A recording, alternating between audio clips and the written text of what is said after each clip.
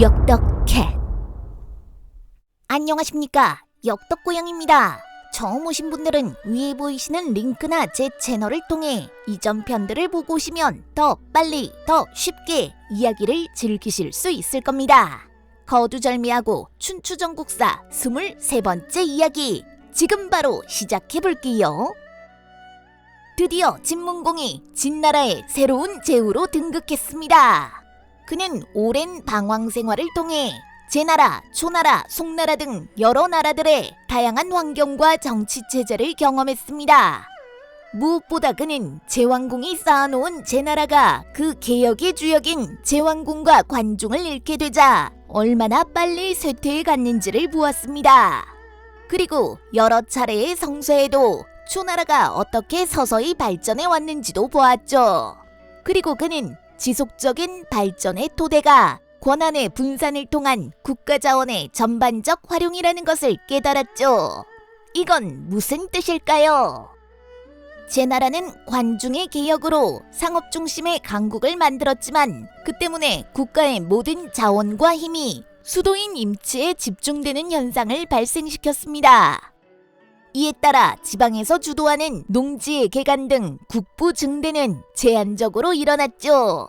더구나 국내 정치의 안정 상태와 외교 관계에 많은 영향을 받는 상업과 공업이 세수에서 차지하는 비중이 크다 보니 대내외적 환경에 따른 국가 재정의 불안정성도 컸습니다. 그러다 보니 제왕궁의 죽음으로 촉발된 대내외적 불안정성의 발동으로 제나라는 단기에 패권국가로서의 지위를 잃고 일개 제후국 중 하나로 다시 돌아가 버린 것입니다. 그에 반하여 제왕궁 생전에 늘 제나라에 눌려 중원 진출은 꿈도 꾸지 못하던 초나라는 현 제도를 기반으로 자신들의 속국, 즉 부용국들의 자치권을 주면서도 중앙의 강력한 무력을 통해 이들 부용국들로부터 안정적 수익을 확보함으로써 점진적으로 개간지의 규모를 늘려갔습니다. 진문공은 시대의 흐름이 점차 제한된 영역에서 정치가 이루어지던 성읍시대에서 국가 전체의 토지와 노동의 생산물을 모두 활용해가는 영역국가 시대로 전환하고 있음을 깨달았습니다. 그래서 그는 늦은 나이에 제후가 되자마자 진나라를 강, 고곡 등 성을 중심으로 한 국가에서 전 국토의 생산물을 최대로 활용할 수 있는 영역국가 형태로 바꿔나가는 첫걸음을 시작합니다. 그리고 그렇게 하기 위해서는 더 많은 우호적인 귀족 세력들을 만들고 이들을 활용할 필요가 있다고 생각했죠.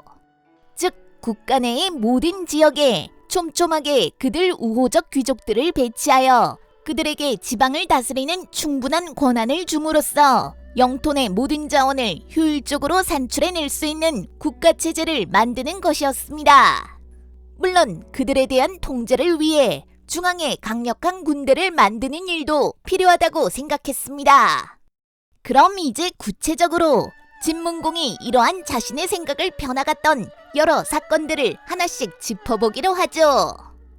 진문공의 모든 계획의 시작은 최대한 많은 귀족 세력을 자신의 편으로 만드는 것이었습니다. 진나라의 고질적인 분열 성향을 생각했을 때 이것은 가장 커다란 도전이었을 겁니다. 그래서일까요?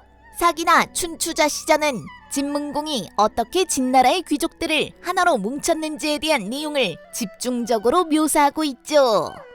진문공이 제후가 되자 진해공과 진회공 시절 세도를 부려왔던 극예와 여의생은 즉각적으로 권세를 잃었습니다. 그러나 문제는 그들이 보유하고 있는 가신과 병력은 여전히 진나라 내에서 가장 강력하다는 점이었습니다. 극예와 여의생 역시 이 사실을 잘 알고 있었죠. 그래서 진문공 즉위 후 서진의 군대가 본국으로 물러나자 즉각 정도 찬탈을 위한 준비 작업에 들어갔습니다. 그들은 먼저 숨어있던 발제를 찾아내어 행동대장으로 삼았습니다. 발제는 과거 진문공을 2번이나 암살하려 했던 사람으로 진문공의 즉위로 인해 가장 목숨이 위태로워진 사람이기 때문이었죠. 그러나 발제의 생각은 달랐습니다. 그는 겉으로 극예와 여의생의 반란에 적극 가담하겠다고 하면서도 그들을 배반할 생각을 하고 있었죠. 그는 갖은 고난에도 진문공이 제후가 된 것을 천명이라고 생각하고 있었습니다. 그래서 극예와 여의생이 자신들의 봉지로 군대를 모으기 위해 떠나자 그날 밤을 틈타 몰래 진문공의 측근인 호원에게 달려가 이 사실을 알렸습니다. 호원은 이 소식을 듣고 즉시 진문공을 찾아가 아뢰습니다. 그러나 이러한 소식을 듣고도 진문공은 극예와 여의생 세력에게 선제 공격을 할 처지가 못 되었습니다. 아직 그들이 반란을 일으키지 않은 상황에서 그들을 공격했다가 자칫 그들과 한패인 구세력들의 역공을 당할 수 있었기 때문입니다. 따라서 극예와 여의생 일당이 먼저 행동에 나서야 비로소 정당성을 갖추고 그들에게 역공을 가할 수 있었죠. 그래서 진문공과 호원이 선택한 계책은 극예와 여의생이 아무것도 모른 채 반란을 일으키게 하고 그 후에 그들을 진압하는 것이었습니다.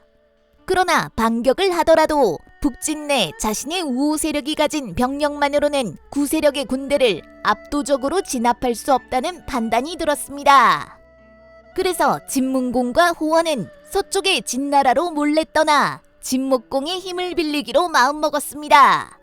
문제는 극예와 여의생이 이러한 사실을 모른 채 계속 반란을 획책하여 실행에 옮기도록 유도하는 것이었습니다. 이를 위해 진문공은 발제를 이용하기로 합니다. 그는 발제에게 계속해서 극예와 여의생을 속여 그들이 반란을 일으키도록 부추기라고 명했습니다. 이번 일에 성공하면 발제를 용서할 뿐 아니라 그에 합당한 보상도 반드시 하겠다는 약속이 뒤따랐습니다. 진문공은 일단 궁중 내시들에게 명을 내려 본인이 심한 감기에 걸려 앞으로 2달간 조회를 열지 않겠다는 공지를 신하들에게 내리게 했습니다. 그 후 그는 호원 등 소수의 측근만 거느리고 몰래 강성을 빠져나와 서진으로 향했습니다. 그렇게 서진에 도착하여 진목공을 만난 진문공은 자초지종을 설명하고 극예와 여의생의 반란을 막기 위해 도와달라는 요청을 했죠.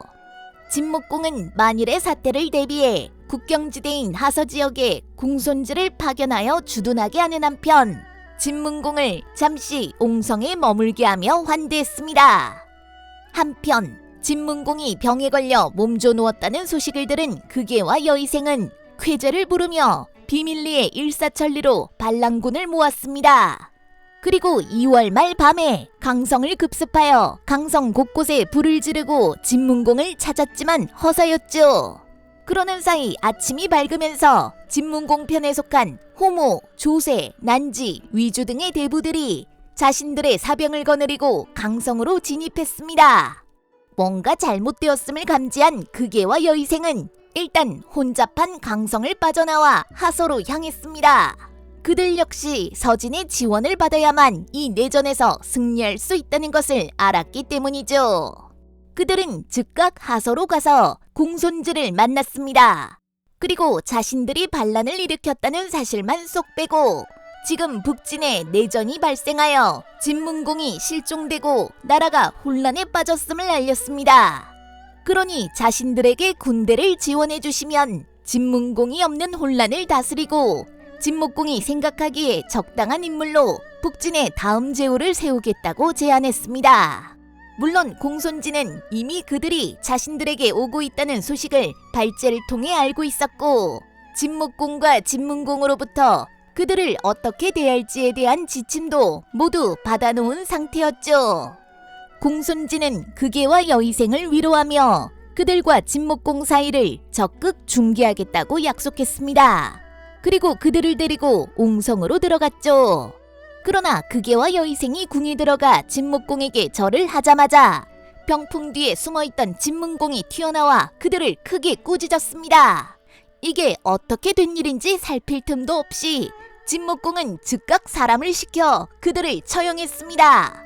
자신들의 대장이 처형되었고 진문공이 생존에 있음은 물론 서진의 병력까지 확보했다는 소식을 들은 극예와 여의생의 잔당들은 싸우기도 전에 모두 항복했습니다. 그렇게 진문공은 제위 직후에 발생한 반란을 성공적으로 진압하고 다시금 강성으로 복귀할 수 있었죠. 이제 자신의 기반이 어느 정도 생기자 진문공은 드디어 자신이 꿈꿔오던 귀족층 강화를 실현시켜 나갔습니다.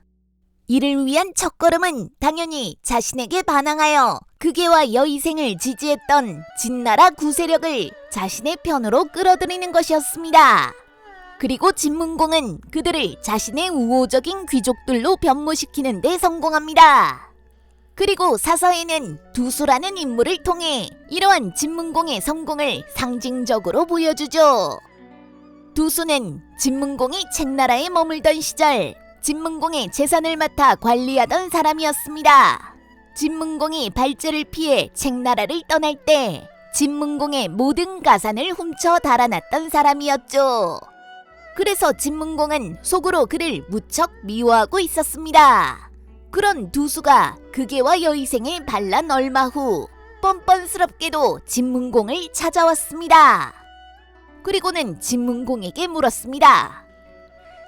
극예와 여의생의 일당이 아직도 진나라 곳곳에 가득하다는 걸 아십니까? 그렇다더군. 진나라 사람이라면 누구나 제가 주군에게 큰 죄를 지은 것을 알고 있습니다. 그런 제가 주군의 수레를 끌고 다닌다면 극예와 여의생의 잔당이 마음으로 복종할 것입니다. 진문공은 두수의 말에 일리가 있다고 생각하여 그에게 한동안 자신의 수레를 끌게 했다고 합니다. 이를 본 극예와 여의생의 잔당, 즉 진해공의 구세력은 안심하고 진문공의 정치에 참여하게 되었다고 합니다. 이렇게 진문공은 진해공을 따르던 구세력을 자신의 우호 세력으로 포섭할 수 있었습니다. 진나라 귀족 세력이 어느 정도 안정을 되찾자 진문공은 자신이 제후에 오르는 데 공헌한 공신들의 순위를 매겼습니다. 1등 공신은 당연히 자신을 따라 전국을 방랑했던 호모, 호원, 조세, 위주, 전일, 호사고, 선진, 서신 등의 신하들이었습니다.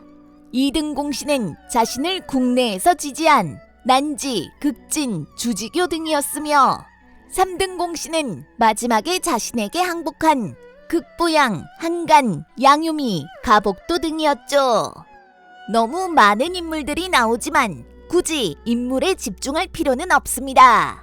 오히려 이 이야기가 무엇을 상징하는지에 집중할 필요가 있겠습니다. 이것은 진문공이 드디어 진나라의 고질병을 치료하고 나라의 힘을 100% 끌어모으기 시작했다는 것을 의미합니다. 진문공의 선대제후들인 진원공과 진해공은 진나라의 힘을 100% 끌어내지 못한 채 모두 측근 중심의 정치를 했습니다. 산악으로 이루어진 산서성의 특성상 진나라의 귀족들은 자신들의 봉토를 중심으로 다소 독립적인 세력을 확보하고 있는 것이 진나라 지배층의 특징이었죠. 그래서 이런 귀족들이 임금의 총의를 얻어 측근이 되면 자신들의 봉지에 있는 세력을 기반으로 그 임금을 뒷받침했습니다. 그러는 사이 소외된 다른 귀족들은 그저 자신들의 봉지에 머물며 한직에 머물러 있었던 것이지요. 이것이 진나라 정치의 전형적인 특징이었고 따라서 진문공의 선대 제후들은 소수의 측근들만 정치를 할 수밖에 없었습니다. 그러나 진문공은 자신을 따랐던 귀족들은 물론이거니와 자신을 따르지 않았거나 혹은 자신과 경쟁했던 귀족 가문에도 적절한 권한을 부여해 주었습니다. 이를 위해 그는 세심한 관심을 통해 자신에게 우호적이었거나 비우호적이었던 모든 귀족들이 자신의 농공 행상이 정의롭고 올바르다는 인식을 주기 위해 매진했습니다. 이러한 그의 노력이 상징적으로 나타난 사건이 바로 계자추의 일화입니다. 진문공이 책나라를 떠나 위나라를 방랑하며 길에서 구걸을 하던 시절 자신의 허벅지를 베어 고깃국을 대접한 것이 계자추였습니다. 계자추는 당연히 1등 공신의 자격을 갖춘 사람이었죠. 그런데 그는 진문공이 제후에 오르자 모두들 진문공의 주위에 모여들어 한 자리라도 차지해 보려고 진문공에게 생색내는 가신들의 모습이 역겨웠습니다. 그래서 진문공이 주최하는 조회에 딱 한 번만 모습을 드러냈다가 몰래 궁에서 빠져나와 늙은 어머니를 모시고 면산이라는 곳으로 몸을 숨겼습니다. 진문공 역시 집권초 정신없는 사이 계자추를 잠시 잊고 말았다고 합니다. 그러자 계자추의 이웃에 살던 회장이라는 사람이 이 사실을 한탄하여 계자추를 잊은 진문공을 비판하는 시를 지어 밤에 몰래 궁중벽에 붙여두었습니다. 이 시를 본 진문공은 그제서야 계자추를 기억해냈고 그를 백방으로 찾았으나 이미 면산으로 숨어버렸다는 소식을 듣게 되었죠. 그는 자신이 계자추에게 크게 실수했음을 알고 모든 군사를 거느리고 면산으로 가서 밤낮으로 계자추와 그의 어머니를 찾았습니다. 그러나 깊은 산속에서 그들 모자를 찾는다는 것은 불가능했죠. 결국 진문공은 면산 전체에 불을 지르면 그들 모자가 반드시 불을 피해 산 밑으로 내려올 것이라고 믿고 면산에 불을 질렀습니다. 그러나 그들 모자는 하산하지 않았고 면산 깊은 곳에서 불에 탄 채 사망했습니다. 이를 들은 진문공은 불을 지르게 한 자신의 행동을 크게 후회하며 그 후 한 달간 진나라 모든 사람들에게 화식, 즉 따뜻한 음식을 먹지 말고 찬 음식만 먹도록 명했습니다. 이것이 한식의 유래입니다. 이 일화는 그 후 부귀영화를 탐하지 않는 계자추의 고결한 선비정신을 보여주는 일화로 많이 활용됩니다만 사실은 진문공의 신상 필벌이 얼마나 강한 의지를 가지고 철저하게 실행되었는지를 보여주는 일화이기도 합니다. 이러한 경쟁 세력들에 대한 관용 정책과 세심한 신상 필벌 정책에 기반하여 진문공은 구세력과 신세력 모두의 확실한 지지를 확보했습니다. 이때 서, 적, 호, 기, 난, 극, 백, 선, 양설, 동, 한 등 그 유명한 진나라의 11시족이 모두 진나라 행정에 참여하게 됩니다. 그러나 영속적인 지지는 이와 같은 일시적 용서와 농공 행상으로 확보되는 것이 아님을 진문공은 잘 이해하고 있었습니다. 그는 귀족들에게 나눠줄 충분한 영지와 농민들을 확보하는 것이 다음이라는 것을 알고 있었죠. 단기적으로 이용 가능한 농지를 넓히기 위해서는 더 많은 자영농을 확보하는 것이 무엇보다 필요했습니다. 그래서 진문공은 우선 모든 농민들에게 부채 탕감과 세금 경감 정책을 시행했습니다. 또한 출산을 장려하는 정책을 시행하고 새로 개척하는 땅에 대한 세금 면제 등의 정책도 시행했죠. 그러자 전란을 피해 이곳저곳에 피해 있던 산서성의 농민들이 다시금 각 지역에 모습을 드러내기 시작합니다. 그러면서 진나라는 급격히 성장하기 시작합니다. 두 번째로 그는 11개 성씨 중 어느 곳도 중앙정치에서 소외되지 않도록 공직의 수를 늘리고자 했습니다. 당시 공직은 결국은 군대 내의 직책이었죠. 진나라는 당시까지 진원공이 만들어 놓은 이군 체제를 유지 중이었습니다. 그런데 진문공은 이를 3군 체제로 개편하여 각 군에 한 명의 대장과 한 명의 부장을 둠으로써 11개 시족 중 대부분이 진나라 정치와 군사활동에 참여하게 만들었습니다. 그렇게 그는 과거 제후들이 해오던 측근 정치를 개혁하여 산서성의 인재와 경제력을 100% 끌어쓰는 시스템적 정치를 시행하게 됩니다. 물론 이러한 극단적인 인재풀의 사용이 결론적으로는 각 귀족들의 세력을 너무 강화시키는 결과를 불러일으켜 나중에 진나라가 3개의 국가로 쪼개지는 원인이 되기도 했습니다. 그러나 진문공이 확립한 이 체제는 이후 전국시대가 도래할 때까지 진나라를 중원국가들의 종주국으로 계속 머물게 만들어줍니다. 진문공의 이후 행보는 다음 편에서 계속할게요. 오늘도 시청해주셔서 감사합니다. 냥. 구독, 좋아요, 알림 설정도 부탁드릴게요.